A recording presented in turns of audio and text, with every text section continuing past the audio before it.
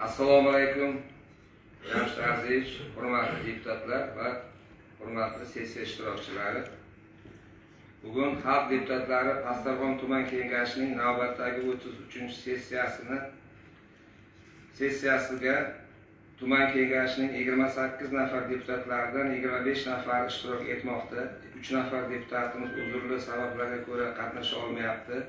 Shuningdek, sessiyamizga tuman hokimi, hokim o'rinbosarlari, yoshlar maslahat guruhi a'zolari, korxona tashkilot rahbarlari hamda ommaviy axborot vositalari vakillari ishtirok etishmoqda.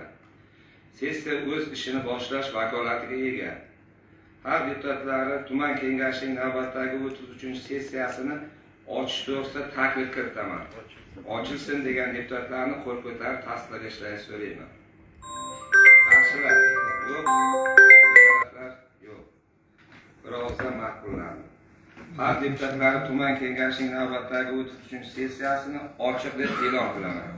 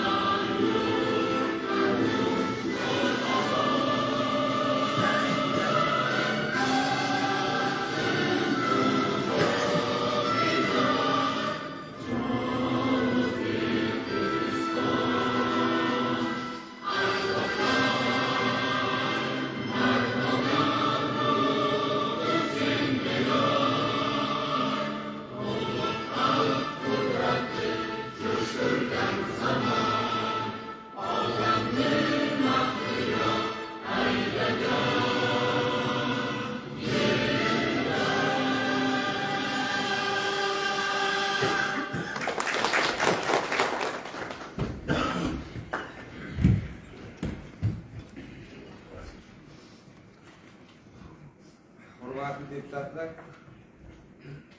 amaldagi qonunlarga muvofiq sessiya kotibini saylab olishimiz kerak. Sessiya kotibligi 11-Alisher Navoiy so'rovnomadan saylangan tuman kengashi deputati Mardonova Dilfuza Abduxalilовnani sessiya kotibi etib saylash to'g'risida taklif bor. Boshqa takliflar bormi?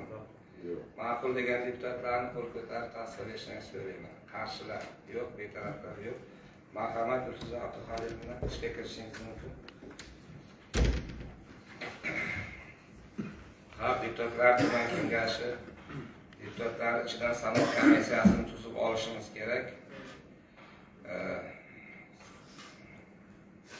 Sanoq komissiyasi raisi etib 24-Chortuz saylov okrugidan saylangan tuman kengashi deputati Bozorova Gulmira Bahodirova, sanoq komissiyasi a'zolari etib 25-Charxin saylov okrugidan saylangan tuman kengashi deputati To'rayev Feruz Erkinovich hamda 27-saylov okrugidan saylangan Turdiyev Xayrullo Jumayev sanov komissiyasi a'zolari etib saylash to'g'risida taklif bor. Boshqa takliflar bormi? Yo'q bo'lsa ma'qul degan deputatlarni qo'l ko'tarib tasdiqlashni so'rayman. Qarshilar yo'q, betaraflar yo'q, birovlar ma'qul. Masalan, sanov komissiyasidan ishga kirishlaringiz mumkin. Hurmatli deputatlar, sessiya kun tartibida 8 ta masala kiritilgan bo'lib, ma'ruzalar uchun 10 daqiqa, so'zga chiquvchilar uchun 5 daqiqa berilib, sessiya ishini tanaffussiz 1,5 soat atrofida tugatishga taklif bor. Sessiya kun tartibi va ish tartibini tasdiqlash va boshqa takliflar bormi? Yo'q. Takliflar bo'lmasa, sessiya kun tartibi va ish tartibini tasdiqlasin degan deputatlarni qo'l ko'tarib tasdiqlashni so'rayman. Qarshilar yo'q, betaraflar yo'q, birozdan ma'qulman. Hurmatli deputatlar, kun tartibidagi birinchi masala har deputatlar Pastdarg'om tuman kengashi deputatligiga bo'shab qolgan o'rinlarga 16 avgust 2026-yilda o'tkazilgan saylov natijalari to'g'risida tuman saylov komissiyasining axboroti va saylangan deputatlarning vakolatini e'tirof etish haqida axborot uchun so'z tuman saylov komissiyasi raisi Zafarov Zafar Umurzoqovga beriladi. Marhamat, Zafar Umurzoqov.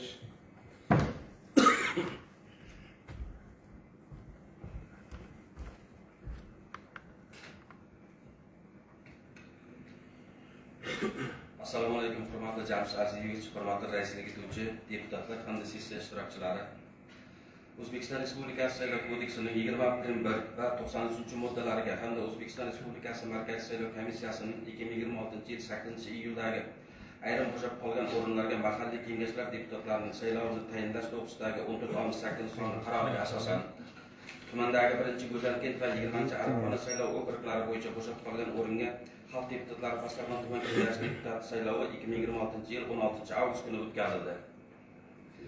1-Go'zalkent saylov okrugi bo'yicha bo'shab qolgan o'ringa deputatlikka O'zbekiston Xalq Demokratik partiyasidan Abduazimov Shohir Abduazim o'g'li, O'zbekiston Ekologik partiyasidan Gulmurodova Nargiza Abduvoyidovna, Adolat sotsial demokratik partiyasidan Namozov Farruh Mamarajabovich, Tadbirkorlar va ishbilarmonlar harakati O'zbekiston Liberal demokratik partiyasidan Pardayev Jamshid Azizovich, Milliy tiklanish demokratik partiyasidan Zulfinova Zulfiya Haqberdiyevna, 20-Ariqxona saylov okrugi bo'yicha bo'shab qolgan o'ringa deputatlikka Tadbirkorlar va ishbilarmonlar harakati O'zbekiston Liberal demokratik partiyasidan Obruyev Otabek Xudaychugurovich, O'zbekiston Ekologik partiyasidan Ishnemirova Umida Raimberdiyevna, O'zbekiston Xalq demokratik partiyasidan Kumakov Muzaffar Shodmonqulovich, Adolat sotsial demokratik partiyasidan Mardonov Zafar Zaripovich, Milliy tiklanish demokratik partiyasidan Umarov Shahobiddin Abdullayevichlar nomzodlari qo'yilgan edi.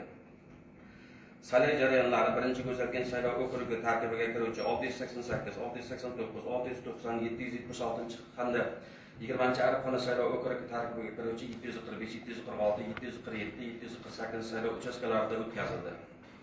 O'zbekiston Respublikasi Saylov kodeksining 201, 26, 921, 93, 96 va 97-moddalariga muvofiq hamda uchastka saylov komissiyalarining ovozlarini sanab chiqish natijalari to'g'risidagi bayonnomalariga asosan Pastdarg'om tuman saylov komissiyasining 2026-yil 17-avgustdagi 27 sonli qaroriga asosan 2026-yil 16-avgust kuni o'tkazilgan bo'shab qolgan o'ringa xalq deputatlari Pastdarg'om tuman kengashiga deputat saylovi o'tgan va haqiqiy deb topildi. Saylov natijalariga ko'ra 1-Go'zalkent saylov okrugi bo'yicha bo'shab qolgan o'ringa xalq deputatlari Pastdarg'om tuman kengashi deputatligiga Tadbirkorlar va ishbilarmonlar harakati O'zbekiston Liberal demokratik partiyasidan 67% ovoz bilan Pardayev Jamshid Azizovich saylandi. 20-Ariqxona saylov okrugi bo'yicha bo'shab qolgan o'ringa xalq deputatlari Pastdarg'om tuman kengashi deputatligiga O'zbekiston Xalq demokratik partiyasidan 65% ovoz bilan Kumakov Muzaffar Shodmonqulovich saylandi. Tuman kengashi deputatlarining partiyalar bo'yicha taqsimlanishi quyidagicha e'tirof etildi. Xalq demokratik partiyasi tuman kengashi deputatlari 8 nafar, Ekologik partiyasi tuman kengashi deputatlari 4 nafar, Adolat sotsial demokratik partiyasi tuman kengashi deputatlari 4 nafar, Milliy tiklanish demokratik partiyasi tuman kengashi deputatlari 6 nafar hamda Liberal demokratik partiyasi tuman kengashi deputatlari 8 nafarni tashkil qildi. Sizlardan Pastdarg'om tuman saylov komissiyasining 2026-yil 17-avgustdagi 27 sonli qarorini tasdiqlab berishingizni so'rayman. Men tuman saylov komissiyasi nomidan Pardayev Jamshid Azizovichni birinchi ko'zlagan saylov okrugidan Tumakov Muzavvar Shodmonqulovichni 20-Ariqqon saylov okrugidan tuman kengashiga deputat etib saylanganligi bilan tabriklab, deputatlik faoliyatini amalga oshirishda ulkan muvaffaqiyatlar tilayman.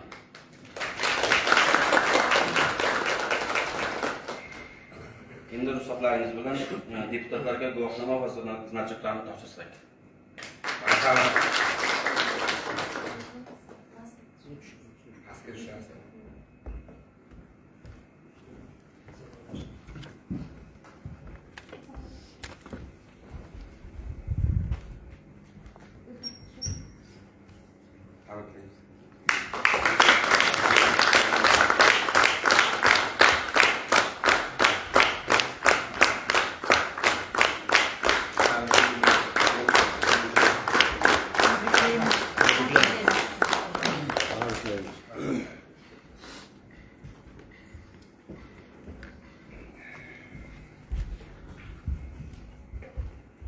Saylangan deputatlarimizni kengashimizning oldidan yana bir bor tabriklaymiz. Safimizga qo'shilganlaringiz bilan faoliyatlaringizga omad tilaymiz. Kun tartibidagi ikkinchi masala, hurmatli deputatlar, tumanda yoshlarga oid davlat siyosatini amalga oshirishni, xususan yoshlarga oid davlat siyosati to'g'risidagi qonun ijrosining ta'minlanishi, bitiruvchilarni oliy ta'lim muassasalariga kirishi, 2 yillik tahliliy hamda ijtimoiy soha obyektlarini qish kuz mavsumiga tayyorgarligi to'g'risida hisobot uchun so'z tuman hokimi o'rinbosari Hamrayev Siroj Abliyevichga berilgan. Marhamat, Siroj Abliyevich.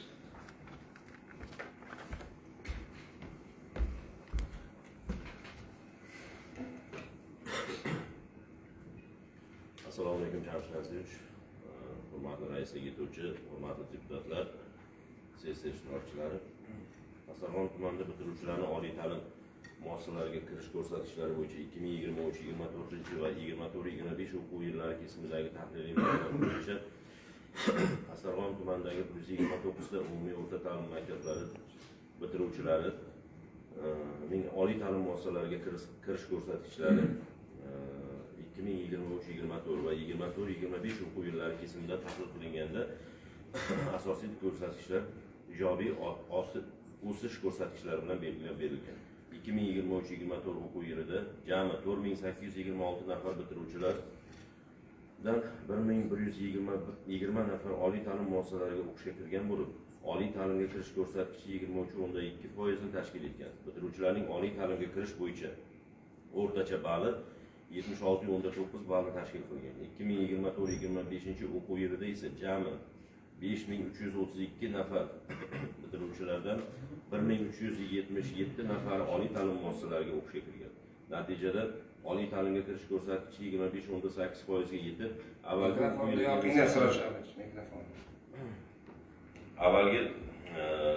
natijada oliy ta'limga kirish ko'rsatkichi 25.8% ga yetib, avvalgi o'quv yiliga nisbatan 2.6% bandga oshgan.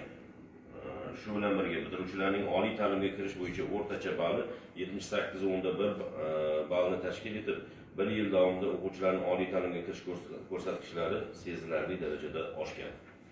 Shuningdek, oliy ta'limga kirgan bitiruvchilar sonining 1120 nafari 1120 nafaridan 1377 nafarga, ya'ni 257 nafarga oshgan. Kirish ko'rsatkichlarining esa 23.2% dan 25.8% ga ko'tarilgani tuman miqyosidagi ijobiy natija qayd etilganini ko'rsatadi. Maktablar kesimida ham ijobiy o'zgarishlar kuzatilgan. Jumladan 2023-24 o'quv yilida 25 va 95 sonli maktablardan birorta ham bitiruvchi oliy ta'limga kira olmagan bo'lsa, 2024-25 o'quv yilida 129 ta maktabning barchasidan kamida bittadan bitiruvchilarning oliy ta'limga kirishi ta'minlangan. O'rtacha ballning 76.9 balldan 78.1 ballga oshishi esa bitiruvchilarning test sinovlarining natijalari va fanlarni o'zlashtirish darajasida ham ijobiy siljish mavjudligini ko'rsatadi. Ya'ni nafaqat oliy ta'limga kirganlar soni, balki kirish imtihonlaridagi bitiruvchilarning o'rtacha balli bo'yicha ham ijobiy dinamika qayd etilgan. 2023-24 o'quv yilida o'rtacha o'rtacha balli 56,7 balldan past bo'lgan maktablar soni 3 tani tashkil etgan bo'lsa, 2024-25 o'quv yilida ushbu ko'rsatkich bittaga kamaygan. Bu maktablarda bitiruvchilarning test sinovlaridagi natijalari va fanlarni o'zlashtirish darajasini yaxshilash bo'yicha ijobiy siljish mavjudligini ko'rsatib o'tadi. Umuman olganda bir yil davomida oliy ta'limga kirganlar soni va o'rtacha ballning oshishi, barcha maktablardan kamida bittadan bitiruvchilarning oliy ta'limga kirishi hamda past o'rtacha ballga ega maktablar soni 3 tadan bittaga kamayishi tuman ta'lim tizimidagi ijobiy natijadorlik shakllanganligini ko'rsatib o'tmoqda. 2023-24 o'quv yilidan 2024-25 o'quv yiliga qadar Pastdarg'om tumanida oliy ta'limga kirish asosiy ko'rsatkichlari bo'yicha ijobiy dinamika kuzatilgan. Oliy ta'limga kirganlar soni 257 nafarga oshgan. Oliy ta'limga kirish ko'rsatkichlari 2.6% ga bandga oshgan. O'rtacha ball 1.2 ballga oshib 78.1 ballni tashkil etgan. Bitiruvchilar soni 506 nafarga ko'payganiga qaramay, oliy ta'limga kirish ko'rsatkichlari o'sishga erishgan. Mazkur ijobiy natijalarni yanada mustahkamlash maqsadida oliy ta'limga kirish ko'rsatkichlari past bo'lgan maktablar kesimida alohida tahlil o'tkazilib, har bir maktab uchun aniq va manzilli chora-tadbirlar belgilash, yuqori natija ko'rsatayotgan maktablarning ilg'or tajribasini ommalashtirish, bitiruvchilarni fanlar kesimida individual tayyorlash hamda oliy ta'limga yo'naltirish ishlarini kuchaytirish ishlari amalga oshirilmoqda. Tumandagi ijtimoiy soha obyektlarini kuz-qish davrida barqaror ishlashga tayyorlash bo'yicha aniq vazifalar belgilab berilgan. Joriy yilda maktabgacha va maktab ta'lim bo'limida dastlab 7 ta obyektga 358,1 million so'm ajratilgan. Shuningdek, 3 ta davlat maktabgacha ta'lim tashkilotlari va 4 ta maktablarga bino tom qismlarini ta'mirlash va issiqlik tizimini yangilash hamda issiqlik qozonlarini yangilash ishlarini bajarish ishlari amalga oshirilmoqda. Tumandagi 192 ta ta'lim tashkilotlariga 6410 tonna, maktablarga 4410 tonna, davlat maktabgacha ta'lim tashkilotlariga 2000 tonna ko'mir yoqilg'isi Maykol.uz portali orqali buyurtmaga berilgan bo'lib, hozirgi kunda tashish xarajatlari ajratilib, e'lonlarga joylashtirilgan. Bugungi kunda qariyb 70% ga o'zlashtirib olingan. Bundan tashqari, tumandagi kuz-qish mavsumida uchun tayyorgarlik ko'rish maqsadida aholiga nisbatan og'ir deb baholangan 5 ta maktablar hamda 4 ta davlat maktabgacha ta'lim tashkilotlari viloyat iqtisodiyot va moliya boshqarmasining mablag' ajratish ta'minlanishi uchun kerakli nuqson dalolatnomalari hamda fotoalbomlar tayyorlanib taqdim etilgan. Shuningdek, tumandagi 4 ta maktablarga ham kuz-qish mavsumiga puxta tayyorgarlik ko'rish uchun yaroqsiz issiqlik tizimi va qozonlarni yangi energiya samarador issiqlik qozonlariga almashtirish ko'zda tutilgan bo'lib, mazkur jarayonda hozir ishlar hammasi olib borilyapti. Hisobotim tugadi. E'tiborlaringiz uchun rahmat. Savollar bo'lsa marhamat. Marhamat. Assalomu alaykum.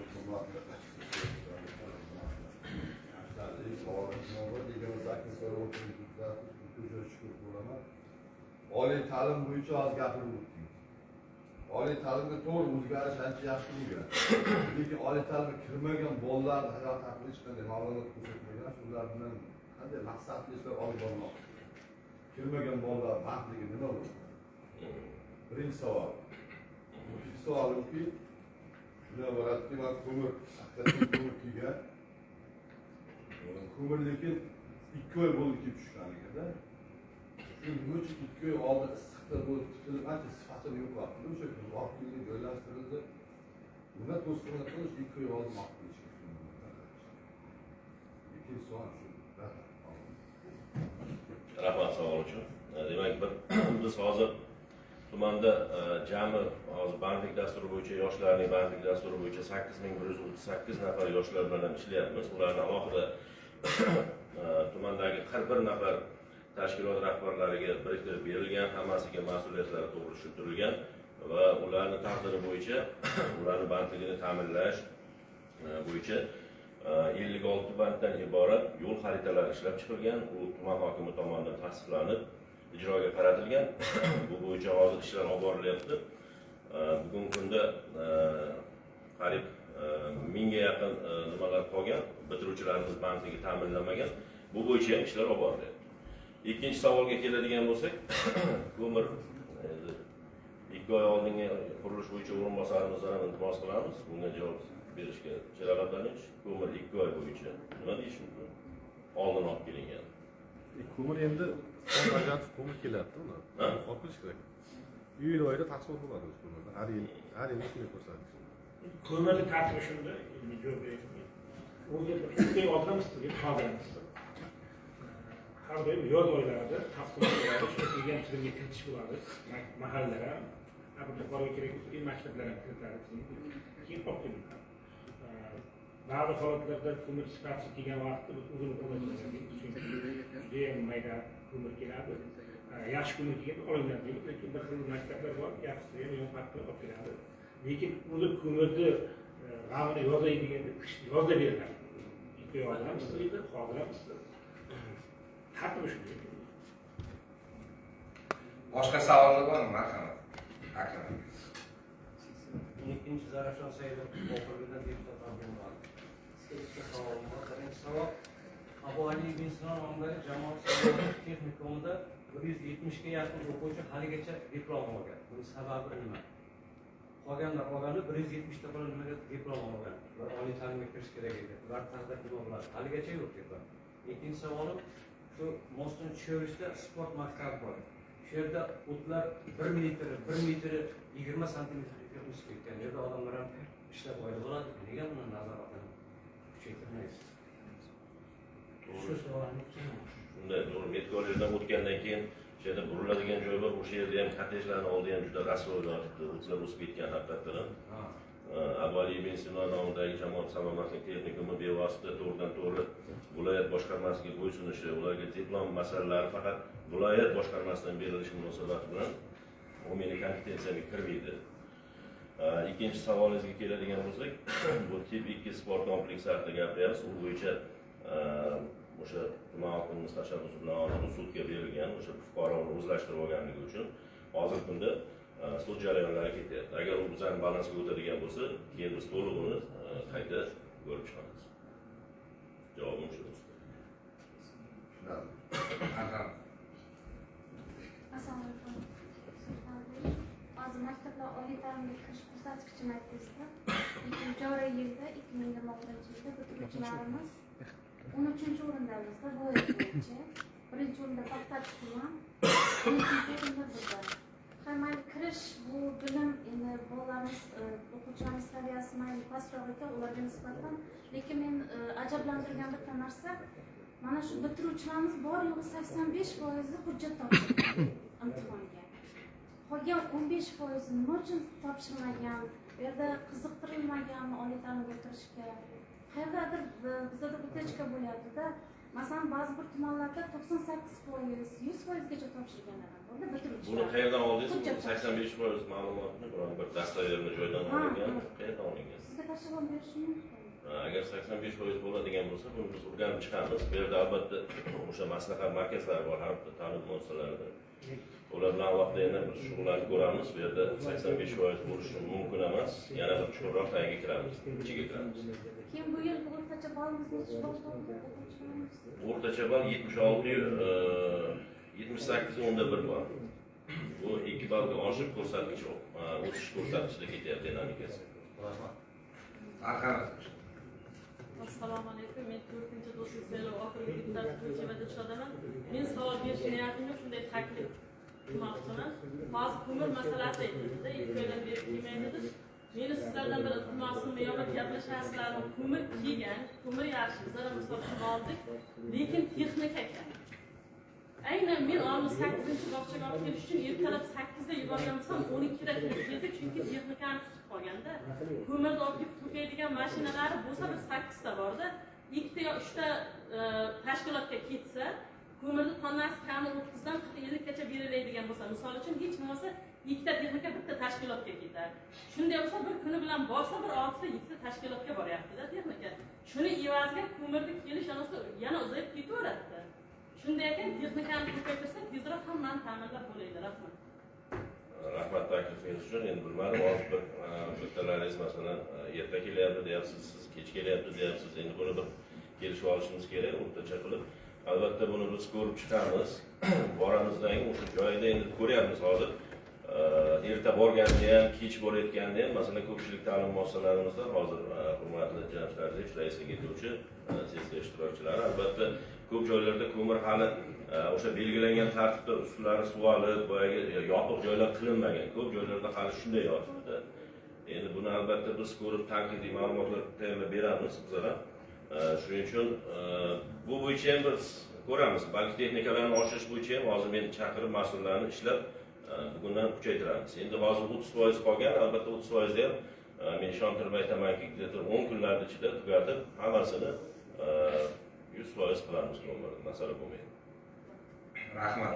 Boshqa savollar bo'lmasa, ushbu masala yuzasidan so'z Pastdarg'om tuman kengashining ijtimoiy soha, yoshlar siyosati, madaniyat va sport masalalari bo'yicha doim komissiyaga beriladi. Assalomu alaykum. Ushbu masala doimiy komissiya yig'ilishida muhokama etilib, tegishli qaror qabul qilinishi va sessiya kun tartibiga kiritildi. Hurmatli deputatlar, sizlarga ushbu masala bo'yicha tarqatilgan qaror loyihalarini qo'llab-quvvatlashni so'rayman. Rahmat. Shu masala yuzasidan hurmatli deputatlarga qaror loyihasi tarqatilgan. Qaror loyihasiga qo'shimcha takliflar bormi? Yo'q bo'lsa, ma'qul degan deputatlarni qo'l ko'tarib tasdiqlashni so'rayman. Qarshilar yo'q, betaraflar yo'q. Rahmat. Kun tartibidagi 3-masala sug'oriladigan maydonlarning unumdorligini oshirish, meliorativ holati va suv ta'minotini yaxshilash, qishloq xo'jaligida resurs tejovchi zamonaviy sug'orish texnologiyalarini joriy etish bo'yicha belgilangan vazifalarni tumanda ijro etilish holati to'g'risida hisobot uchun so'z Zarafshon irrigatsiya tizimlari havza boshqarmasi huzuridagi meliorativ ekspeditsiyasi Pastdarg'om tumani bo'lim boshlig'i Xudoynazarov Abduhalil Rashidovichga beriladi. Marhamat, Abduhalil Rashidovich.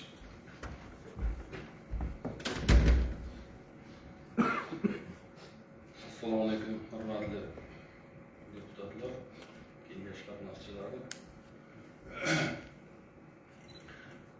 Bizda meliorativ ekspeditsiyada hozirgi kunda qilinayotgan ishlar 26-yilga qilingan loyihalar bo'yicha men unda ham gapirib o'tdim.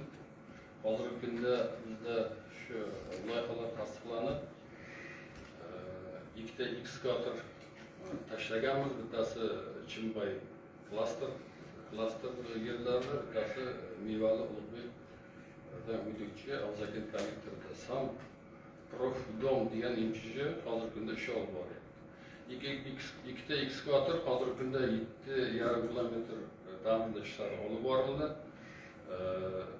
Shu bilan birgalikda 3 oy mobaynida 58 kilometr ta'mirlash ishlarini to'liq yakunlab chiqib ketadi. Shu bilan birgalikda 2028-yilga 80 kilometr ta'mirlash ishlari va 12 kilometr rekonstruksiya ishlari tushgan bizga. Bularning birdan loyihalari bo'yidan nasib bo'lsa boshlanib, etap-etap olib boriladi.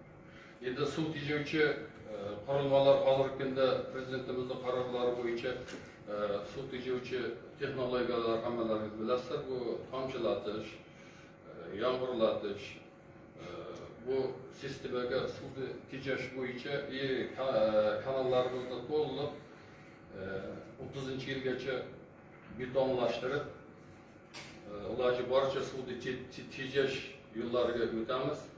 Bu yerlarning meliorativ holatini ham yaxshilaydi, suvni tejash bo'yicha juda yaxshi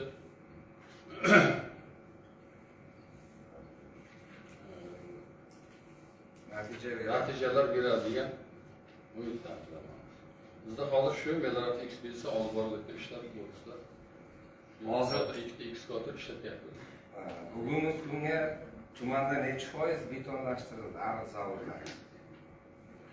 Endi zavodlarni ochiq kollektorlarni yopiqqa o'tkazish bo'yicha biz 5 kilometr berdik. Hozirgi kunda shu 5 kilometrda bir yerda 1 kilometr 700 yo'q tizimga o'tkazildi.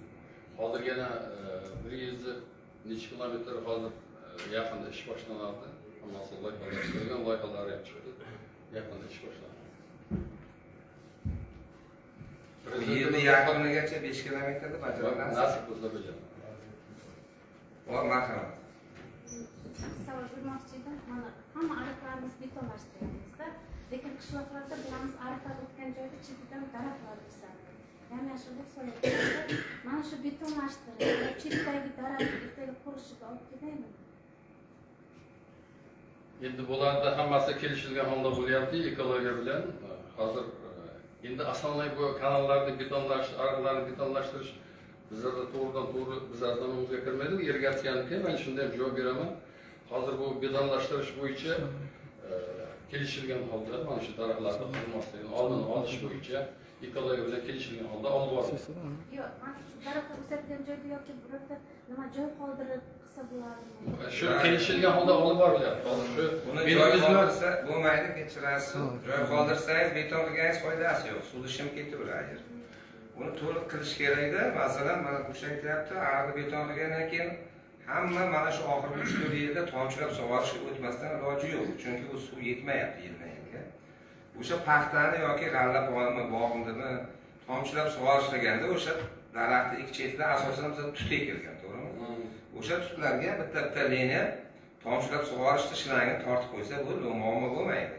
Faqat shuni tashkil qilish kerak, ya'ni hech qayerda qilingan yo'q bu narsa. Haqiqatan sizni talabingiz, savolingiz to'g'ri. Tutlar agar shu turishda tursa 2-3 yilda qurib bitadi ota-bobomizdan qolgan tutlarda. Shu tomchilab sug'orishni joriy qilish kerak tutlarga ham. To'g'ri, men bu meni o'zim ham masalan O'zbekistonda ana shu betonlashtirish bo'yicha vakil ishladim. Buni hammasi kelishilgan holda masalan tut daraxtlari haqiqatan daraxtlarning tubiga ekilgan, bir tarafi betonlashtirib, ikkinchi tarafi betonlashtirilgan. Bular hammasi kelishilgan holda qilindi.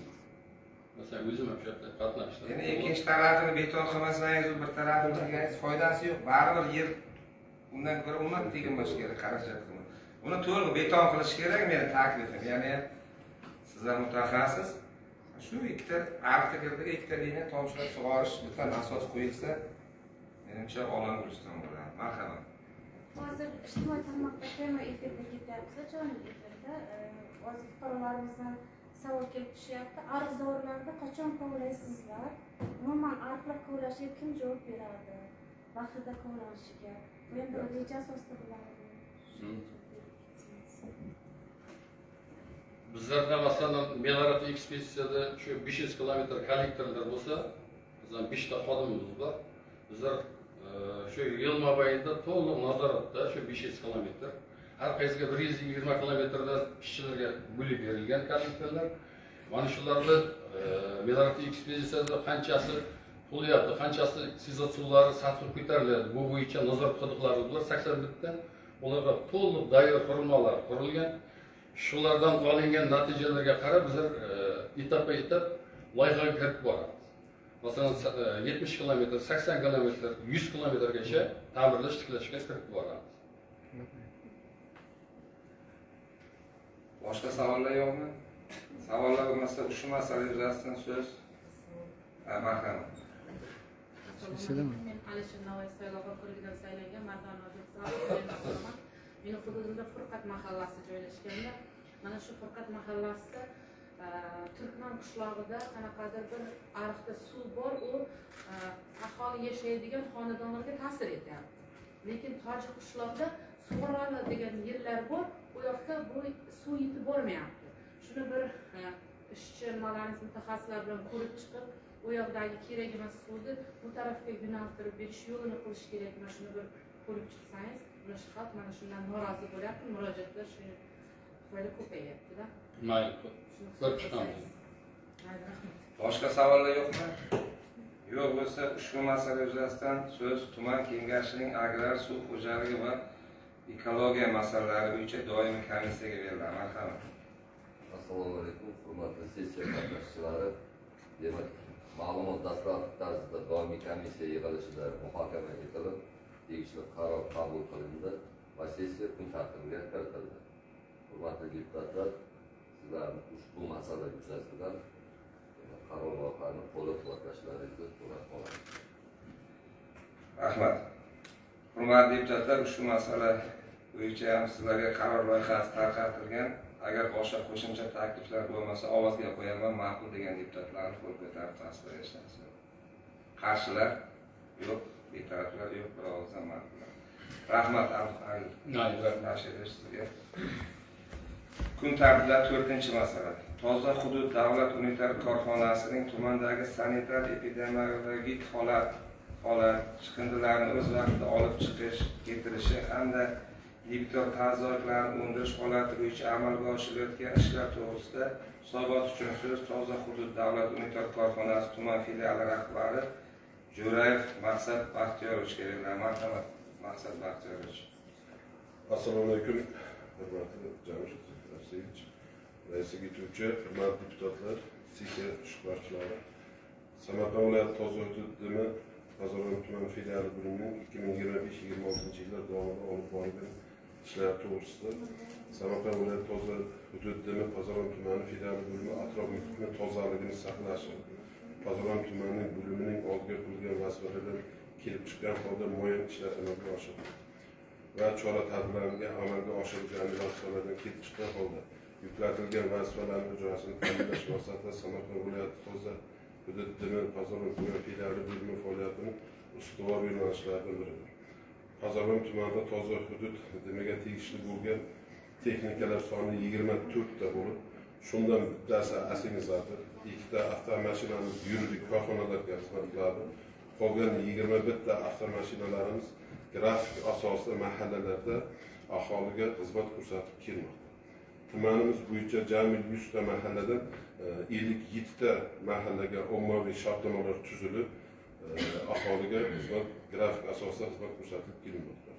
Shundan 2740 ta korxona va tashkilotlarga o'zaro tuzilgan shartnoma asosida yuridik tashkilotlarga xizmat olib borilmoqda. Mahallalar kesimida 50 ta mahallaga xizmat ko'rsatiladi va 2 ta chiqindixona, bitta Sharob Rashidov mahallasidagi ikkinchi super qurbondagi poligonlarga oborib chiqindilar to'kilib kelmoqda. 2026 yilda Samarqand viloyati Toza hududidagi viloyatimizda joriy yilning mahallada obodlik va mehr saxovat oyligi doirasida tadbir o'tkazilmoqda. Dolzarb 40 kunlik hashar mobaynida jalb etilgan texnikalar soni 21 ta bo'lib, barchasi aktiv qatnashib kelmoqda. Shundan tadbir davomida texnikalar tomonidan olib chiqilgan chiqindilar 2200 tonna maishiy chiqindi Pazaron tuman chiqindi tashlash poligoniga, 1900 tonna chiqindi Samarqand viloyati super qurbonlariga chiqindi tashlash poligoniga chiqarildi. Pazaron tumanining Toza hudud dimiga ikkinchi chorak yakuniga 24 ta chiqindi tashlash konteynerlari viloyat tomonidan berilib, joylarga o'rnatildi. 3-chorakda Maqsad aka, bu deputatlar tanishgan hisobotingiz bilan. Agar ruxsat bersalar, savol-javoblarga o'tsak. Savollar bormi? Marhamat. Assalomu alaykum. 15-mustaqil saylov o'tkazildi Jamshid. Ana shu hududlarda o'rganishlarda asosan maktablarda 35 yillik bayramga tayyorgarlik, yangi qo'yilga tayyorgarlik bo'yicha ko'rdik. Ko'p maktablarda chiqindilar to'planib qoldi. O'shanga bir sizdan iltimos qilamiz. Yana bir ko'rib chiqib bir olib chiqishga bir yo'l qilsangiz. Endi tumanimizda hamma maktabgacha ta'lim bog'chalardan kunlik mana Siroj aka bilan, Rayona bilan hamkorlikda ular bizlarga tashlab beryapti, olib kelinyapti. O'zi u bizlarda olib bo'lindi hisob olmayapti. Masalan, Maqsad aka, mana shu mahalla 100 ta mahalla bor-da. Sizning bular texnikalaringiz necha foizini qamrab olishga qurib yetadi hozirgi kunda? Endi bitta avtomashinamiz 8000 ta xonadonga mo'ljallangan. Hozir bizlarda 20 bitta aholiga xizmat ko'rsatayotgan mashinamiz bo'layotgan bo'lsa, bu 168 ming ta aholiga xizmat ko'rsatadi. Endi tumanimizda 400 mingdan ziyod aholi bo'layotgan bo'lsa, bizlar hozir xizmat ko'rsatayotgan 30% ni tashkil qilamiz. Shuni endi uni 100% qamrab olish uchun bizlarga kamida yana 20-30 ta avtomashina kerak. Ya shuni nima harakatlar qilyapsiz shuni 100%? Endi bu aholini ichida hozir mana hokimiyatni yordami bilan juda ko'p aholimiz bizlarda listovoy счет ochiladi, kod ochiladi. Bitta xonadonda 5 kishi 6 kishi yashaydi, lekin ba'zimizda 2 kishi 3 kishi kiritiladi. Shuni hozir mahallalarda hammasini yig'ib oldik, aholi sonini. Shuni hozir bazaga kirityapmiz. Nasib bo'lsa bu sentyabr oyiga deyilgan yana qo'shimcha bir 4 ta mashina olmoqchimiz. Marhamat. Assalomu alaykum. Mening savolim shundan iboratki, bir sessiyada chiqindini qayta ishlash bo'yicha investitsiya kiritilayotgani haqida aytiluvdi-da. Hozirgi kunda Badarg'omda chiqindini qayta ishlash korxonasi ish berilyapti, yo'qmi? Endi bizlarda hozir bu chiqindini qayta ishlash bu viloyatda chiqindini agentligi bor. Shunga tegishli u super qo'rg'ondan saralash, keyin qayta ishlash bo'yicha Xitoy bilan hamkorlikda ushbu korxona qurilishi boshlangan. Bu bo'lsa kerak, lekin bizning tumanda yo'q. Mumkin Marhamat. deputat Feruz So'rayev. Bu savol emas, fikr. Yoshlarning mana shu o'zimizda komissiya tarkibida kotibiyat demak vakillari bilan birga borib, eng asosiy maqsad to'g'ri aholidan chiqindini olish. Lekin undan tashqari mana NTJlarimiz qurayotgan domlar bor, boshqa inshootlar bor. O'sha demak qurilish chiqindilarini ham olib ketish masalasi yuzaga keldi. Bizlar demak borib ko'rib keldik, poligon faqatdan ozgina ahvol bo'lganligini e'tibor qildik. Ekologiya qo'mitasidan vakilimiz bor edi. Shu yerda bir tavsiyalar berdik. Endi albatta Maqsad akani korxonasiga tegishli bo'lmagan taqdirda ham biz o'zimiz demak tasdiqnoma berib o'sha chiqindi xonani baland qilib demak devorga o'rash. Sababi biz atrof muhitga juda katta bir zarar yetkazyapmiz. Uni hidi ham, boyagi plastiki ham va hokazo va hokazo. Bu bir. Ikkinchi masala Jamshid Azizovich, poligonni atrofini shunday demak yashil bog' qilib, demak daraxtlar ekib, chiroyligini qilsak agar o'sha barqo'y hidlar ham o'tmaydi. Yer ko'rinishi ham yaxshi, chiroyli bo'ladi. Chunki mana hozir Maqsad aka aytgandek 30% bor yo'qi qamrab olingan aholini agar 100% qamrab olsa, demak faraz qilib qancha chiqindi ko'payib ketadi. O'sha narsa. Ikkinchi masala, hozir mana Qasima bozorni aytayotganda bizda endi переработка musor bo'lmasa ham, hech bo'lmasa saralashini qilishimiz kerak. Saralashini qilgan taqdirimizda ham demak korxonalar shu bevosita bu xomashyo hisoblanadi. Shuncha plastik, shuncha shu narsa qilishimiz zarur. Chiqindi xonani demak atrofini o'rab olishimiz. Rahmat sizga. Bundan xabarim bor. Uni ixtiroqda ham bu masalani ko'targan edi. Bundan oldinroq o'zimdan borib o'rgangan edik. Biz o'zi she'rlarni yechimini qilyapmiz. O'sha chiqindi xonada turilayotgan bo'lsa, chuqurlik bor. Hozir muhtada hammasini 100 metr surdiramiz. Keyin uni devor bilan o'rash choralarini haqiqatan ko'ryapmiz. Kelishganimiz kuz va yashil makon bo'lsin boshlagan edilar, ishlaydi. Rejamizga bor. Bir hokim yangi bo'lgandan keyin shuni o'ylab ko'rdik, shuni joy qidirib ko'chirish imkoni bo'lmadi. Agar boshqa joyga ko'chirmoqchi edik, chunki yo'ldan o'tgan bo'lsangiz juda ham xunuk manzara bo'lyapti edi. Undan chiqqan plastiklarni uchib shamolda fermer xo'jaliklarning yerida ham turishi shu yerdagi umuman xunuk holat turibdi. Biz kelishganimiz hozir yangi rahbar ish boshladimi yo'q o'shalar? Yo'q, eskisini men uni yangilayman deyapman. Sababi u o'zida uncha tashabbuskorlik yo'q. Aslida uni vazifasi, aslida shu korxona rahbari bor, oylik oladi, unda imkoniyati bor.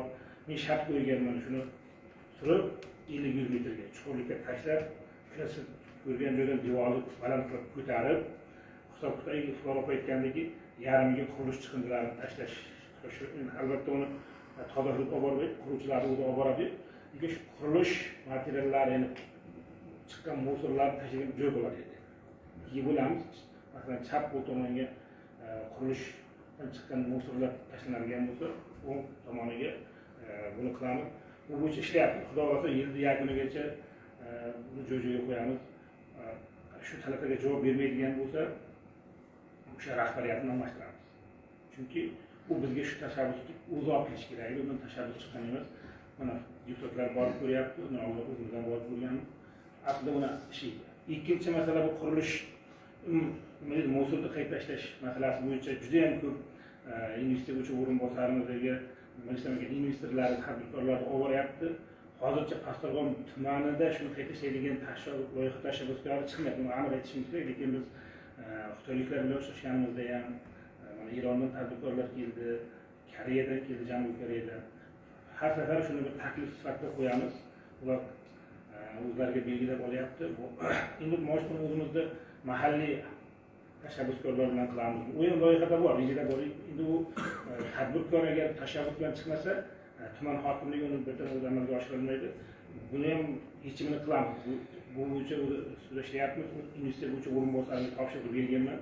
Shu yerda baribir loyihani qilsak, o'sha musor qayta ishlansa, shu joyga olib bo'ladi. Yana bitta savol yozibdi. Fuqarolarimiz chiqindi birlashtirish tashkiloti ishchilarining o'rtacha oyligi necha pul? Keyin umuman ushbu sohada ishlaydigan daromadni oshirish uchun qanday rejalar qilyapsiz? Rahmat. Endi shofyorlarimiz 22 ta shofyorimiz bor. Haqiqatan bu korxonada oylik maosh juda kam. Shofyorlarimiz 3 million bo'ladi. Bu har bir mashinaga gruzchik kerak. Gruzchiklarimiz 1 million 700 dan shu 2 milliongacha bo'ladi. Bu masalani endi chiqilyapti vazirlikka ham, agentlikka ham, o'zimiz boshqarmaga oldingi oylarga nisbatan keyingi mana shu iyul avgust oyida hammasiga 500 million qo'shimcha oylik ko'tarishga erishdi. Endi kelajakda yana oylikni oshirish choralari ko'rilyapti. Lekin haqiqatan oylik maosh juda kam. Boshqa savollar yo'qmi? Savollar bo'lmasa, shu masala yuzasidan so'z tuman kengashining mahalliy byudjet tadbirkorlikni rivojlantirish va iqtisodiy islohotlar masalalari bo'yicha doimiy komissiyaga beriladi. Assalomu alaykum. Bu masala yuzasidan hatto doimiy komissiya ishlaydi. Azizlar, tuman Rahmat. Hurmatli deputatlar, ushbu masala yuzasidan sizlarga qaror loyihasi tarqatilgan. Qaror loyihasiga qo'shimcha takliflar bormi? Bo'lmasa, ovozga qo'yaman, roziman degan deputatlarni qo'l ko'tarib tasdiqlashimiz. Qarshilar yo'q, betaraflar yo'q. Ovozdan ma'qullandi. Kun tartibidagi 5-masala Samarqand suv ta'minoti MChJ tuman bo'limi tomonidan korrupsiyaga qarshi kurash va korrupsiyani oldini olish bo'yicha amalga oshirilgan ishlar to'g'risida ma'lumotlar uchun so'z Samarqand suv ta'minoti MChJ tuman filiali bo'limi boshlig'i Sayfiy Husniddin Aslidinovga beriladi. Shundan keyin qisqa lo'nda qilib shu asosiy joylarni o'qib berasiz, chunki hisobotingiz tarqatilgan. Reglamentdan chiqib ketmaydi. Assalomu alaykum. Hurmatli janob Tazir, hurmatli rais etuvchi, hurmatli deputatlar, sessiya qatnashuvchilari. Mana shu doimiy komissiyada men hisobotimni taqdim qilganman. O'sha hisobot bo'yicha savollar bo'lsa, sizni fursatdan foydalanib savollar bo'lsa savol javobga tayyor. Marhamat, savollar. Assalomu alaykum. Sizlarga savolim shunday bo'ladiki, o'zingizdan borib qo'ygan bu mahallalardagi mashinani ularga beryapsiz. Lekin fuqarolardan bir necha bor murojaat bo'lgan deputatga so'rab chiqarildi. Ishchilar, xodimlar borib ko'rganida u mashinadagi liniyadan achchiq zona bor bilsangiz. Turbasini almashtirib berishdi. Bir gilam yozib o'zi chiqmaydi. Aholi ko'payib ketgan. Mashina bor, ishlaydi, şeyde 60 metr turba ketadi, bor yo'q, ketsada. Fuqarolar o'zimiz olib beramiz deyapti turbani. Faqat siz bor bir razisheniyaga ruxsat berib, o'zingiz yoki ish xodimlaringiz va boshida tursa bir yaxshi ish bo'laydi, fuqarolar juda xursand bo'lyapti. Bu bo'yicha borib haqiqatan ham biz o'rgandik. O'sha deputat so'rovingiz bo'yicha bordik. O'rgandik, biz fuqarolar bilan kelishdik. Hozir texnikalarimiz mahallada transfer qozyapti. Biz kelishib olganmiz. Shu 1-2 kunda transheyasi tugatganda mana shu yoqqa olib qo'yib qildirib beramiz. Masala bo'lmaydi. Marhamat. Assalomu alaykum. mana shu 62 maktabga boradigan tarmoqqa ham 50 yildan oshganda o'sha hozir to'lib suv bormayapti, ichimlik suvi. O'shani qanday bir variantda olib borish variantini yoki xalq olib bersak qazib berish imkoniyati bormi? Nima qilib olsa bo'ladi? Endi hozir mana bu hokimiyat tashabbusi mahalla bilan kelishilgan holda hashar bilan ko'p ishlar amalga oshirilyapmiz. Biz tomonidan mana texnikalardan ishchi kuchi beryapmiz. Mahalla tomonidan o'sha haqiqatan ham siz aytganingizdek tarmoqlar juda eski, yaroqli muddatdan o'tib ketgan. 56-yil qurilgani bor, 50-yilda qurilgani bor. O'shani agar mahalla bilan kelishib, agar haqiqatan ham o'sha eskirgan bo'lsa, borib aniqlaymiz. O'sha texnika ishchi kuchi berib, o'sha qancha masofa bo'layotgan bo'lsa, misol o'sha xalq bilan birga hashar bilan qilish imkoniyati bor. Bu bo'yicha biz o'rganib taklif beramiz, mayli. Ikkinchisi Temurxo'ja mahallasida ham bitta borda, o'shani ham boyasi tushib ketgan edi, xalq hashar bilan bitta qazdi, ikkinchiga bir ilojisi yana bitta bir suv nasosi qurib berishimiz kerak edi. Yo'q, qudug'i demoqchisiz uni tushundim. Uni minorasini endi bitta narsani to'g'ri tushunish kerak. Bitta suv inshooti 80-85 million turadi. Bu mablag' juda katta. Bu bo'yicha biz davlat dasturlariga taklif beramiz. O'sha qayerda suv inshootlar minorasi kerak bo'lsa. Suv inshoot qurish bo'yicha bu ham juda katta mablag'. O'sha bitta quduq qozish misol 300-350 millionni tashkil qiladi. Uni ham shuni imkoniyat darajasida biz o'sha qayerda shu og'ir hududlar bo'layotgan bo'lsa, o'shalarga mana davlat dasturida 2027-yilda takliflarni berdik. Shu bo'yicha mana shu bu yilning taklifida ham 9 ta og'ir hududda ham hozir 14 ta suv inshoot qurilyapti. Mahalliy byudjet hisobidan hokimiyat yordam qildi. Ham keyin mana shu hozir mana ikkita mahallada quryapmiz. Jami 16 ta suv inshoot qurilyapti. Mana shu buyurtma hisobiga. Bu juda katta narsa. Tarmoq kilometr bo'yicha hozir jami 90 kilometr tarmoq rejalashtirdik. Bu siz aytgan narsani ham joyiga chiqib ko'ramiz. 27 ga taklif beradi. 26miz dasturlarimiz ana shakllangan. Assalomu alaykum. 22-chi saylov Gulobod mahallasi bo'yicha xat chiqarildi. Temir yo'lchilar ko'chasida yo'l ustida bitta bashni 5-6 yildan beri ko'tarilgan, lekin aholiga tortilmagan. Bitta bashni o'zlari aholi kuchi bilan ko'tarib aholiga tortildi. O'shaga sizga bir taklif qiluvdigan bir kelsangiz, aholini o'zi hashar yo'li bilan tortishga maqsad. Yo'l ustida turibdi, yaxshi bashni. Gulobodda kirishdagi joyda aytyapsiz. Shunday. Bittasi ishlaydi. Yerdan Zafar aka degan odam qabulga ham keldi. Men borib turib, men o'zim borib ham o'rgandim undan. O'sha haqiqatan ham suv inshooti qurgan, suv minorasi qurilgan, bashni qurgan, yaqin quduq qazishimiz kerak. Biz aholi bilan borib ham kelishdik hammasini. O'sha qazayotgan, bulut qilayotgan texnikamizni biz beramiz dedik. O'sha faqat o'sha qurilish materialini o'sha aholi tomonidan olinsa, o'sha ishlarni hammasini amalga oshirib beramiz deb kelishdik. Ular maslahat qilamiz, javobini aytamiz deb shu javobini kutamiz. Bitta taklif qilaman-da, boramiz. Siz tashkilot rahbarisiz. Tashkilot rahbari masalan korrupsiyaga qarshi 70 masalan prezident farmoni ijrosini ta'minlash tashkilotida manfaatlar to'qnashuv farmon qonunini ta'minlash, aynan korrupsiyaga qarshi qanday amalga oshirilgan ishlaringiz bilan tanishgan edik. Lekin borgan vaqtimizda ana shu tashkilotda siz faqatgina qonunlar ijrosi yoki bo'lmasa o'zingiz funktsional vazifangizdan tashqari tashkilotingizni obodonlashtirishiga ham mas'ul hisoblanasizda. Mana davlat rahbari tarafdan dolzarb 40 kunlik e'lon qilindi. Har kuni bosh vazirning ertalab selektori bo'ldi. Har bitta viloyatga alohida. Lekin biz borgan vaqtimizda tashkilotingiz yo'ltoqso'rga aylanib qolgani ko'rdik. Mana shunga bir oydinlik kiritildi. Shu biz borgandan keyin shunga bir nima natija bo'ldimi yoki hali ham shunaqa? O'sha borib sizlar deputatlar borib o'rgangan vaqtlaringizda ham o'sha kamchiliklarni aytib o'tdingiz. Biz himoya zonamiz, devorlarni oqlash kerak edi. Ichkari tomondagi yantoqlarni tozalash kerak edi. Hovlilarga ham o'sha videosini qilib, o'sha oqlab ichkari tomonimiz odamlashtirish ishlarini olib bordik hammasini. Demak, hozir yantoqlaringiz boyagi suvni nimasini Ha, bu hovsingiz bor. havuz ustidagi o'sha yantoqlarni shu aytaman, bir haftadan beri biz o'sha yerda juda katta joy. Siz ko'rgan bo'lsangiz, O'shaga endi mana shu narsani deputat borib ketish kerak bizga. Tashqi rahbari sifatida 16-yil kunga rahbar topshirib bergan. Bermasda ham tashkilot hamma tashkilot rahbarlariga o'zini hududini obod qilmaydigan bo'lsa, unda borib deputat boshqa masalada borib yana bunga keyin holati bunday qancha yil shuncha topshirib bo'ldi, propiskada gaplashdik.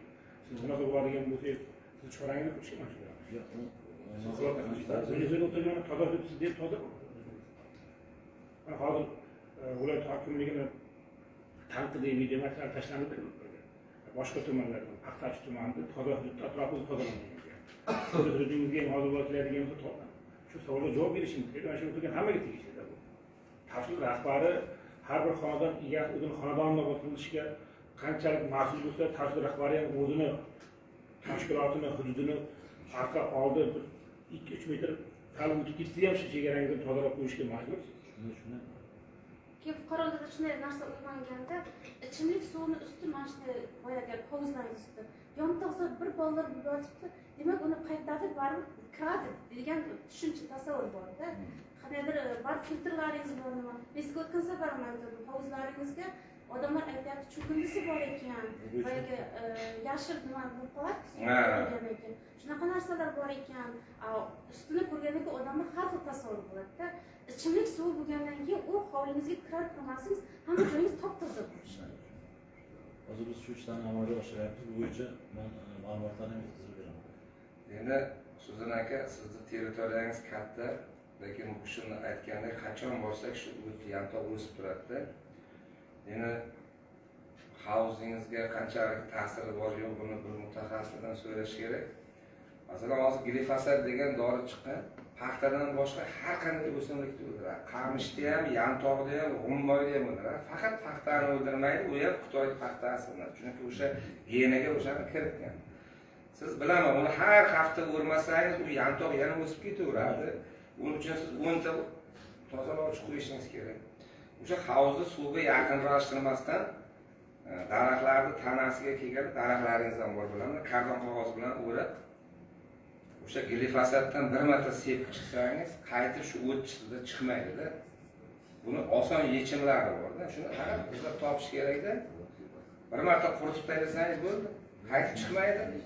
Qutulasiz shu narsadan. Lekin siz uni o'rasiz, bir haftadan keyin u yantoq suv bosibda yana yarim metr bo'lib turaveradi. Namlik bo'ladi, to'g'ri. Shuning uchun shunaqa yo'llarni o'zingiz tushunmasangiz, mana o'simliklarni himoya qilish qishloq xo'jalik korxonasiga iltimos qilsangiz, shuni yoki bir shartnoma qilsangiz, sepib tozalab beradi. Taklifda bu. Marhamat, savolingiz. Assalomu alaykum. Meni hududimda Chandravat mahallasi muammo bor. Mana 126 maktabda nimasi, mashinasi suv minorasini ketgan silib ketganga sakkiz yil bo'ldi. Lekin shu hali ham shu holatda turibdi. Keyin xuddi yana shu Chandravat mahallasida nima quduq qasilgan, nima ham kelgan, minora mashina ham kelgan, lekin bu ham shunday shu holatda xuddi o'rniga o'rnatish kerak. U maktabda suv minorasini o'rnatish kerak, joyiga o'rnatish kerak. Sinib ketdi. Maktabni ichidami? Maktabni ichida hovlida. Salkam 2 yil bo'ldi-da. Mayli, bu bo'yicha bitta ruxsat bersangiz, chiqib joyiga ko'raylik, maslahat qilamiz. Ana u mashinani ham nimasiga joyiga o'rnatish kerak. Mashina 2 yil bo'ldi, kelganda yotibdi shunday. Hashar yo'li bilan bo'lganmi? Ha, hashar yo'li bilan olib kelgan aholi quduq ham qazilgan, lekin joyiga o'rnatilgan. Menga bu bo'yicha lekin mahallada hech narsa demadi. Mayli, borib ko'ramiz. Silovani chiqarganman bu bo'yicha. Boshqa savollar yo'qmi? Savollar bo'lmasa, ushbu masala yuzasidan so'z tuman kengashining korrupsiyaga qarshi kurashish va xavfsizlik islohotlari masalalari bo'yicha doimiy komissiyaga beriladi. Marhamat. Assalomu alaykum. Sessiya ishtirokchilari.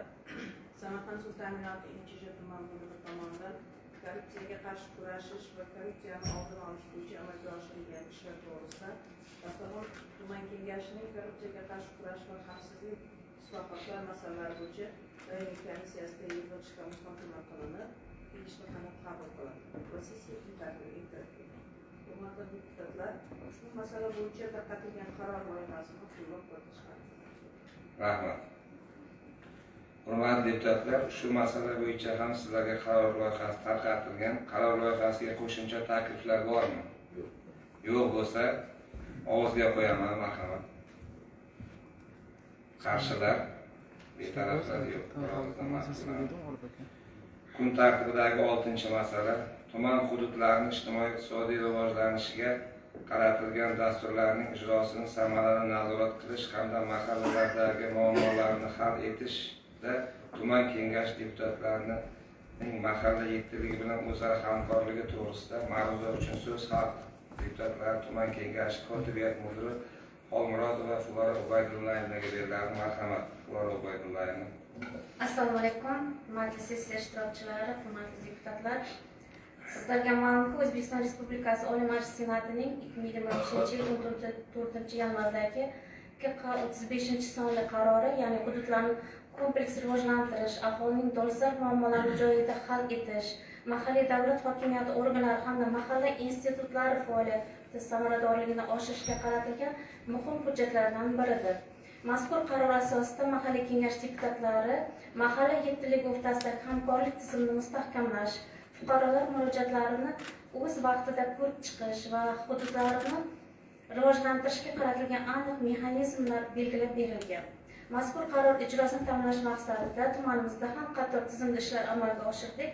Ya'ni avvalo qaror ijrosini samarali tashkil etish maqsadida mahalla fuqaro yig'inlari hamda xalq deputatlari Bazaron tuman kengashi deputatlari o'rtasida hamkorlik mexanizmlari yo'lga qo'yilib, bunda mazkur yilda tumanimizda ajratilgan barcha dasturlar deputatlarimizga o'zlarining hududiga ko'ra biriktirib chiqildi. Bunda 2026-yil bajarish yuzasidan xalq deputatlari har bir loyiha bajarilishini nazorat qilish mexanizmi yo'lga qo'yildi. Biz har chorakda, har oyda mazkur nimani tuman hokimimizning qurilish bo'limi bilan birgalikda buning bajarilishini nazorat qilib boryapmiz. Ya'ni oxirgi mana qurilish bo'limini nimalardan mutaxassislardan olgan oxirgi nazorat jadvalni har oy tikib boraman.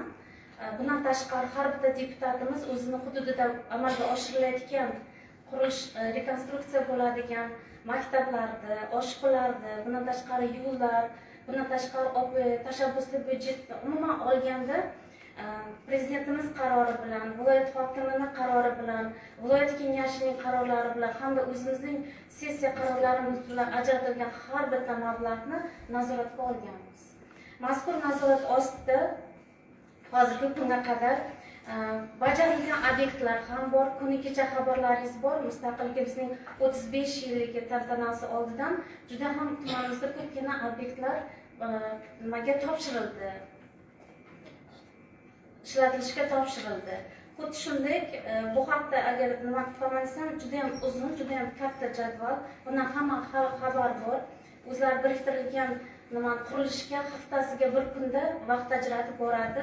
Chunki bizning kengash kotibiyatda shunaqa tizim yo'lga qo'yganmiz. Har bitta kunni alohida doimiy komissiyaning kuni hisoblanadi va o'sha kuni deputat o'zining funksional vazifasidan tashqari jamoatchilik asosida biriktirilgan deputatligining faoliyatini amalga oshiradigan kun hisoblanadi. Mana shu kunda deputat o'ziga biriktirilgan mana shu loyihalarni bajarilishini, bundan tashqari biz bergan topshiriqlarni bajarishga vaqt ajratadi.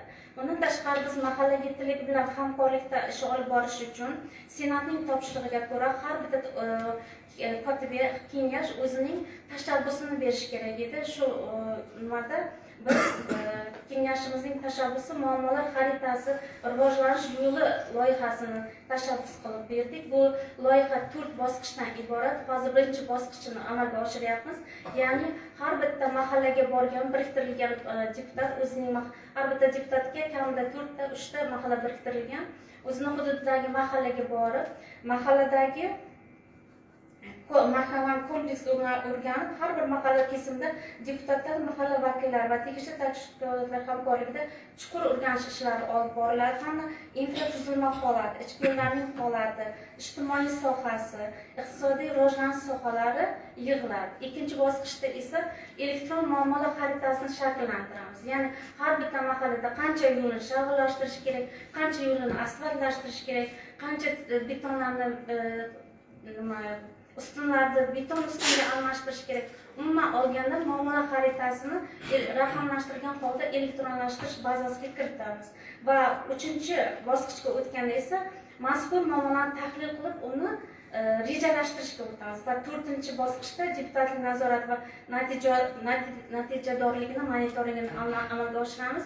Ya'ni yaqinda 2027-yilni tuman iqtisodiy-ijtimoiy dasturiga kiritish uchun tuman hokimining qurilish bo'limi o'rinbosariga nima bilan chiqqanmiz, deputatlarimiz tomonidan aniqlab kelingan zudlik bilan hal qilish, ya'ni keladigan yilda kirgizishi lozim bo'lgan 38 ta taklifimizni kiritganmiz. Mazkur taklifni tuman hokimlikida ham ko'rib chiqqan holda maqsadlarimiz birlashib, masalan tumanimizdagi aholi hammamiz maqsadimiz o'zi bitta. Faqat maqsadni birlashtirib, shu qaysidir muammoni birinchi, qaysidir muammoni ikkinchi murojaatlar sonini kamaytirishda hammamiz niyatimiz. Hozir qurilishlarimiz hammasi joyida ketyapti. Faqatgina Samarqand shahri, Juma shahri, Kattaqo'rg'on shahri avtomobil yo'lining 22-kilometr temir yo'l kesishmasida ko'prik rekonstruksiyasi 3 oydan beri to'xtab qolgan. Boshqa hamma qurilishlarimiz ma'lum bir foizda bajarilmoqda. Ba'zi bir qurilishlarimizda hali tashabbusli byudjetlarimizni quruvchilari aniqlanmagan, tenderga qo'yilgan va quruvchilar aniqlanganlari bajarilyapti. Hammasi nazorat ostida bajarilyapti.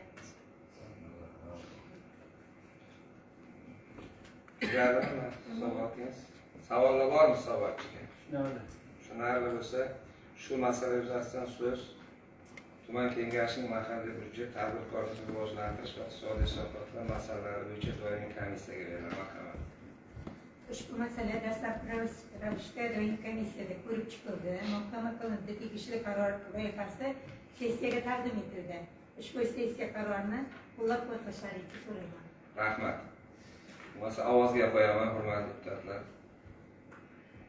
Qarshilar yo'q, betaraflar yo'q, bir ovozdan ma'qullandi.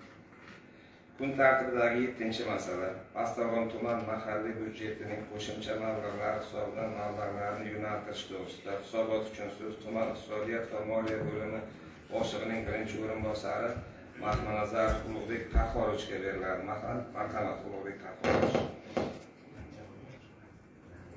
Assalomu alaykum, hurmatli deputatlar va sessiya qatnashchilari. Barchalaringiz xabarlaringiz bor. O'zbekiston Respublikasi Oliy Majlisi Senatining 2026-yil 12-martdagi KQ 325-sonli qaror tasdiqlangan. Ushbu qaror bilan birgalikda namunaviy nizom ham tasdiqlangan. O'sha 3-bob 16-bandida tuman mahalliy byudjetining qo'shimcha manbalari, xalq deputatlari kengashlari orqali qarorlar orqali yo'naltirish belgilangan. Shundan kelib chiqib, tuman mahalliy byudjetining 2026-yil 2-chorak daromadlar rejasini oshirib bajarilgan qismi hisobidan quyidagi tadbirlarga mablag' ajratish bo'yicha taklif kiritganmiz. Ular birinchisi muhtaram prezidentimizda 2025-yil 12-sentyabrdagi qishloq xo'jaligiga mo'ljallangan yerlarda mahsulot yetishtirishni uzluksizligini ta'minlash va yerdan foydalanish samaradorligini oshirish bo'yicha qo'shimcha chora-tadbirlar to'g'risidagi PP 177-sonli farmoni ijrosini ta'minlash maqsadida Havza kanalini betonlashtirish hamda uni tozalash xarajatlariga 1,196,744 mablag' yo'naltirish bo'yicha taklif kiritganmiz. Bundan tashqari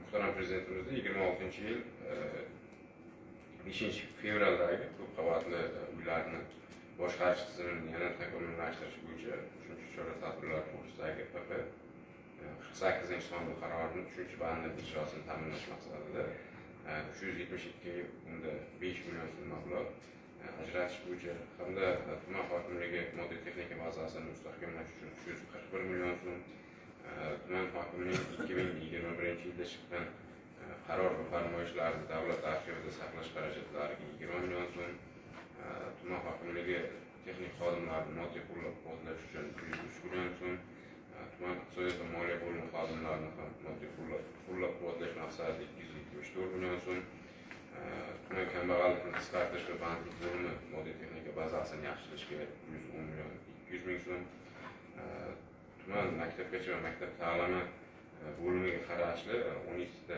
inklyuziv sinflar joriy qilingan. Bu barchalaringiz xabarlaringiz bor. O'shani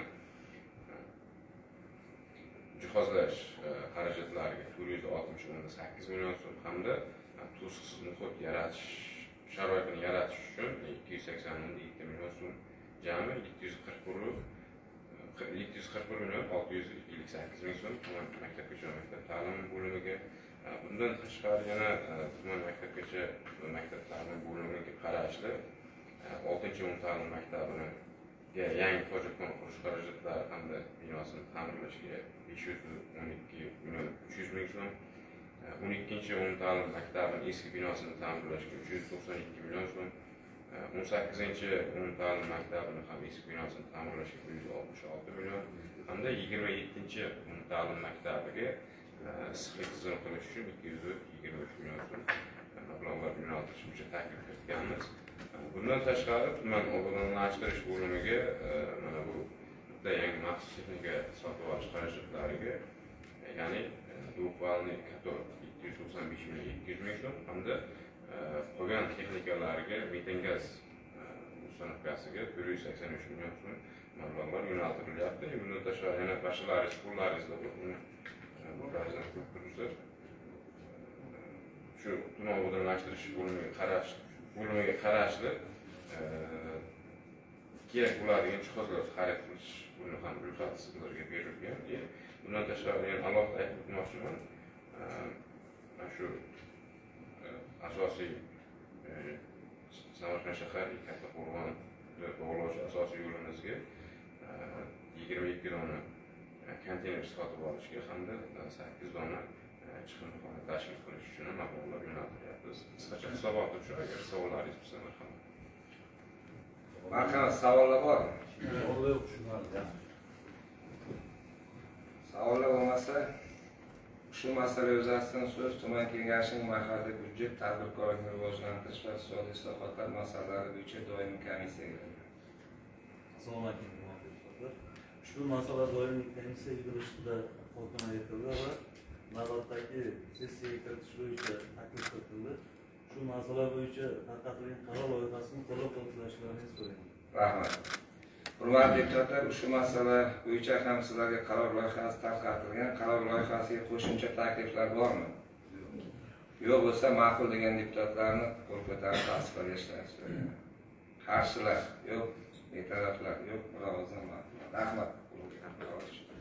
Kun tartibidagi 8-masala Pastdarg'om tuman gaz ta'minoti bo'limi tomonidan 2026-yilning o'tgan davrdagi faoliyati, xususan murojaatlar bilan ishlash holati, shuningdek 2026-27 yil qish-kuz mavsumiga tayyorgarlik ko'rish bo'yicha amalga oshirgan ishlar to'g'risida hisobot uchun so'z Pastdarg'om tuman gaz ta'minoti bo'limi boshlig'i vaqtincha bajaruvchi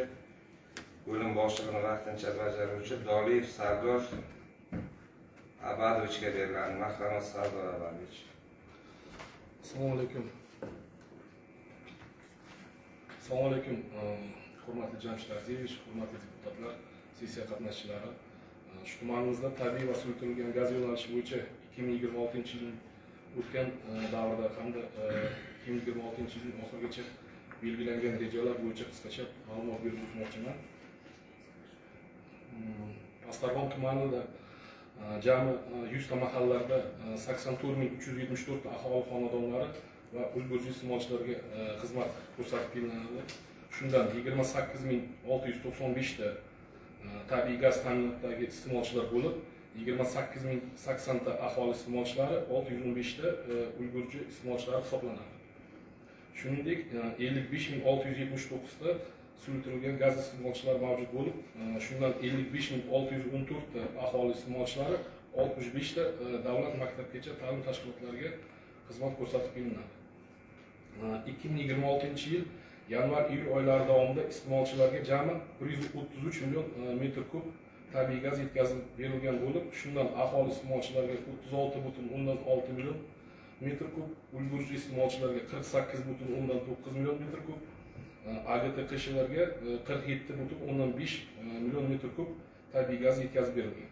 Shu bilan birga 2026-yilning avgust-dekabr oylari davomida yana iste'molchilarga 114,5 million metr kub tabiiy gaz yetkazib berilishi rejalashtirilgan. O'zbekiston Respublikasi Prezidentining 2026-yil 29-apreldagi 2026-yilda energiya samaradorligini yanada oshirish, energiya resurslarini tejash, ulardan oqilona foydalanishning qo'shimcha chora-tadbirlari to'g'risidagi PF70-sonli farmoniga asosan 2026-yilda Pastdarg'om tumaniga tabiiy gazni iqtisod qilish bo'yicha jami yillik reja 10,6 metr kub belgilangan bo'lib, 2026-yilning yanvar-iyul oylarida ushbu reja 5,3 million metr kubni tashkil etadi. Amalda 6,8 million metr kub tabiiy gaz iqtisod qilingan. Ya'ni reja 127% ga bajarilgan.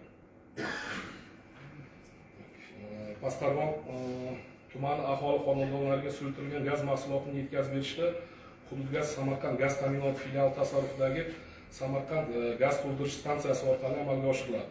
Aholiga suyultirilgan gaz mahsulotini yetkazib berishda 14 ta Isuzu rusumli maxsus avtoulovlari tomonidan. Shundan 5 tasi outsourcing xizmati shartnomasi asosida amalga oshiriladi. Barcha avtotransport vositalari elektron tarozi, Sardor Avadovich, bu axboroting samarasi tarqatilgan mashina hammasi. Endi agar reglamentdan chiqib ketmaydi, ruxsat bersalar, savol javoblarga o'tsak. Marhamat, savollar. Marhamat. Xo'p, savolim shundan bo'ladiki, siz vaqtingiz yeganingizda, vaqtincha deganim bu mana hozir videostobatingiz asosan qish mavsumiga tayyorgarlik ko'rish mavsumiga ketish kerakda. Lekin hozirgi kunda gaz ballonlar yetkazib berish muddati necha kunga o'zgaryapti? Birinchi savol.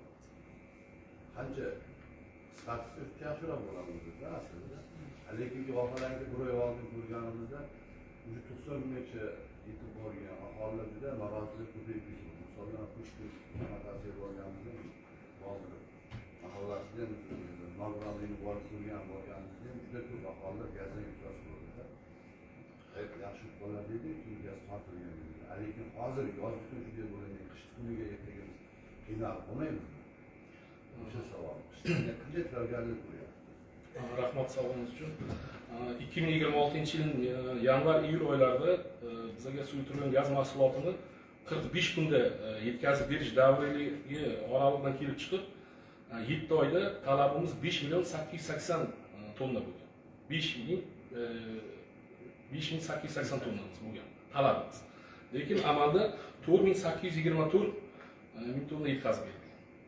Ya'ni shu 45 kun davrali oralig'i bo'lish uchun talabimizdan ancha kam tabiiy suyultirilgan gaz yetkazib berilyapti. Ya'ni qazib chiqaruvchi, yetkazib beruvchi zavodlar tomonidan.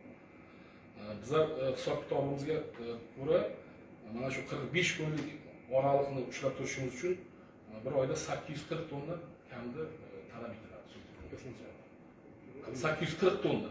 Hozir endi ushbu oraliqni yetkazib olishimiz uchun 930-950 tonna oralig'ida bizlar mahsulotni olsak, oyma-oy yil oxirigacha ana shu muddatga tushirishimiz mumkin.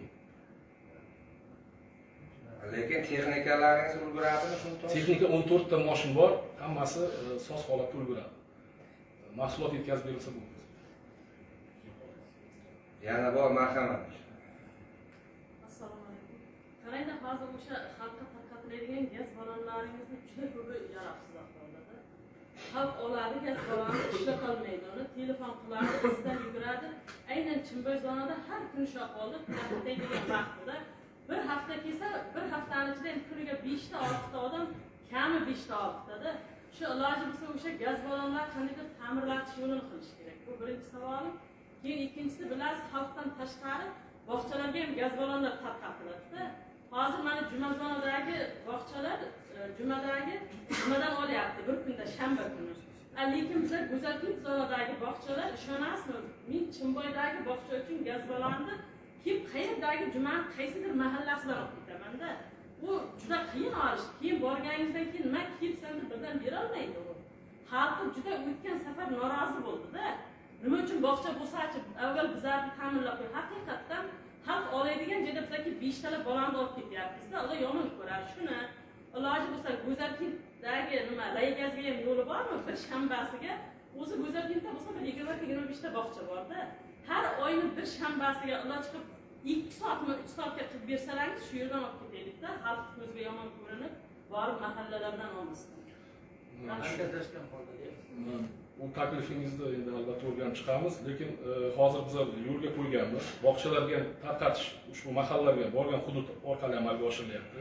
Pul mablag'laringiz ko'chgan bu, ishonchnoma to'g'ri rasmiylashtirilgan bo'lsa, muammosi fond ajratilgan 4 tonna shu bog'chalarga yetkazildi 65 yilgacha. Bog'chani mahallasiga Oldingidek raygazga hozir yetmayapmiz hech kimga. Tushunarli. Umuman gaz ballonimiz raygazi yo'q, Face ID tizimi orqali xonadonlarga, bog'chalarga ishonchnoma asosida shu joyiga chiqib tarqatilgan. Shunday ishonchnoma bor, lekin aynan Chimboy mahallasiga borib mening gaz bolam berib kelmaydi. Men har oy olishim kerak. Chimboy mahallasiga 3 oyda bir boraman. Men 3 oyda bilasizmi nechta gaz bolam ishlatyapman. Tushunarli, mana shu hududdagi joylashgan mahalla, yaqin mahallada endi grafik asosida shu tomondan menga bir 2-3 marta murojaat bo'lingan, shu yerda bartaraf qilganmiz, shu yerda tarqatilganmiz bog'chalar. Lekin hozir bugun aynan menga gaz bolam kerak. Hozir Chimboy zonada hech qaysi mahallada gaz bolam tarqatilgan. Chimboyda bo'lmasa Ilimda tarqatilyapti. Shu yaqin zonadagi tarqatiladi. Agar iloji bo'lsa-da, shu yerda bitta masalada rahmat. Sardorbek bu kerak. Birinchidan bu Go'zalkentdagi reyga binosi hozir qanaqa holatda unda kim ko'rgan? O'qib chiqqan. Unday bo'ladigan bo'lsa, masalan, boshqa har oladigan deyapti. Har oladigan bitta mashinalar qo'yish boshqa tarqatmaysiz. Xuddi xalqqa hozir ham 43 kunda, 50 kunda o'g'iradi. Bog'chalarga ham har bitta bog'cha bir aylanib keladi. Go'zalkentdagi bog'chalar bir aylanib pasportda 3 bo'lib 4 ta sektor bo'yicha bo'lsa kerak. Buni bog'cha mudirasi yoki qaysi mas'uli kelib, buni jumani qaysi mahallasida yoki Chimboyda yurgan hozir bog'chani Ilimda tarqatyapti, Ilimga borish umuman bo'lmagan. Umuman hech qanday mantiqqa to'g'ri kelmaydi. Buni nazoratga olasiz. Markazlashga hozir olib beradi. Har oyda bir marta biladi, masalan, qaysi kuni borishligini shu boshqa tomonga boradi, Go'zalkent tomonga boradi. Keyin 4, masalan, sektorga bo'linadi. Birinchi sektorga demak shanba kuni olib borasiz. Yoki 4 ta mashina birdan shanba kuni 4 ta sektorga olib chiqasiz. Bu eng yaxshi variant bu. Bundan ortiq nima uchun bog'cha mudirasi yoki uni xodim ularcha yana uni gaz bolamni ko'tarib u mahalladan bu mahallaga. Sizga bir hafta muhlat. Mana hozir bugun cheklovni 26, keyingi bayramdan keyingi ish kuni keyingi haftadan boshlab mana shu kunga bo'lsa kerak. Shuni qilamiz. Yana bormi savollar? Savollar bo'lmasa, shu masala yuzasidan so'ng tuman kengashining agrar suv xo'jaligi va ekologiya masalalari bo'yicha doimiy komissiyaga beriladi. Assalomu alaykum. Ushbu masala doimiy komissiyaga bo'lishidan muhokama qilindi, tegishli qaror qabul qilindi va sessiya kun tartibiga kiritildi. Hurmatli deputatlar, sizlar ushbu masala bo'yicha tarqatilgan qaror loyihasini fikrlab ko'rasizlar. Rahmat. Hurmatli deputatlar, ushbu masala bo'yicha ham sizlarga qaror loyihasi tarqatilgan. Qaror loyihasiga qo'shimcha takliflar bormi? Yo'q bo'lsa, ma'qul degan deputatlarni qo'l ko'tarib tasdiqlashdan so'rayman. Qarshilar yo'q, betaraflar yo'q, rahmat sizga. Hurmatli deputatlar, xalq deputatlari tuman kengashining navbatdagi 33-sessiyasida kun tartibiga kiritilgan masalalar muhokama etib bo'lindi. Feruz aka, axborot uchun so'z sessiya kotibi Mardonova Dilfuza Abduxalilовnaga beriladi. Marhamat, Dilfuza Abduxalilовna. Assalomu alaykum. Sessiya qatnashchilari, ijtimoiy tarmoq kuzatuvchilari, mana shu fursatdan foydalanib hammangizni mustaqilligimizning 35 yilligi bilan muborakbod etamiz. Mustaqilligimiz abadiy bo'lsin. Xalq deputatlari Pazdarg'om tuman kengashining 2026-yil 26 avgust kuni bo'lib o'tadigan navbatdagi 33-sessiyasi yakuniga doir sessiya kotibining hisoboti. Xalq deputatlari Pazdarg'om tuman kengashining navbatdagi 33-sessiyasi 2026-yil 26 avgust kuni soat 10:10 da tuman hokimlik zalida chaqirildi. Sessiyada kengashning 28 nafar deputatidan 25 nafari ishtirok etdi. 3 nafari esa turli sabablarga ko'ra qatnasha olmadi. Sessiya ishida shuningdek xalq deputatlari, viloyat kengashi deputatlari, tuman hokimi, tuman hokimligining o'rinbosarlari, yoshlar maslahat tegishli korxona va tashkilot rahbarlari hamda ommaviy axborot vosita vakillari ishtirok etdilar. Sessiyani tuman kengashi raisi 21-bog'dorchilik saylov okrugidan saylangan deputat Ochilov Bahodir Norquvvatovich olib bordi. Sessiya vakolatli deb topilib, rasman ochiq deb e'lon qilindi. Mahalliy davlat hokimiyati to'g'risidagi O'zbekiston Respublikasi qonunining 17-moddasiga asosan sessiya kotibi etib 11-Alisher Navoiy saylov okrugidan saylangan deputat Mardon va Dilfuza Abduhalilovna saylandi. Sessiya kun tartibida quyidagi 8 ta masala muhokama etildi. Birinchi masala xalq deputatlari Pazdarg'om tuman kengashi deputatligiga bo'shab qolgan o'rinlarga 16 avgust kuni o'tkazilgan saylov natijalari to'g'risida tuman saylov komissiyasining axboroti va saylangan deputatning vakolati e'tirof etishi haqida. Bu masala bo'yicha ham ko'rib chiqildi. Bu deputatlarimizni biz tabriklaymiz, keyingi ishlariga muvaffaqiyat tilaymiz. Keyingi masalamiz ikkinchi tumanda masalalar jami 8 ta hammasi ko'rib chiqildi. Sessiya kun tartibida masala yuzasidan hisobot va axborotlar tinglanib, deputatlar tomonidan savollar berildi, fikr mulohazalar bildirildi, takliflar aytib o'tildi. Mana shu taklif bo'yicha balon gaz yetkazish bo'yicha ham taklif yana kiritildi. Bu taklif yana ko'rib chiqilishi muhokamaga qo'yildi. Masala yuzasidan sessiya qaror loyihasi bir ovozdan ma'qullanib, tegishli qaror qabul qilindi.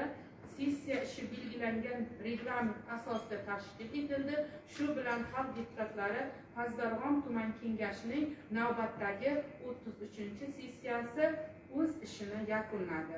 Sessiya kotibi 11-Navoiy saylov okrugidan saylangan deputat Mardon va Dilfuza Abduhalilovna. Rahmat. E'tiborlaringiz uchun rahmat. Sessiyani yopiq deb e'lon qilaman.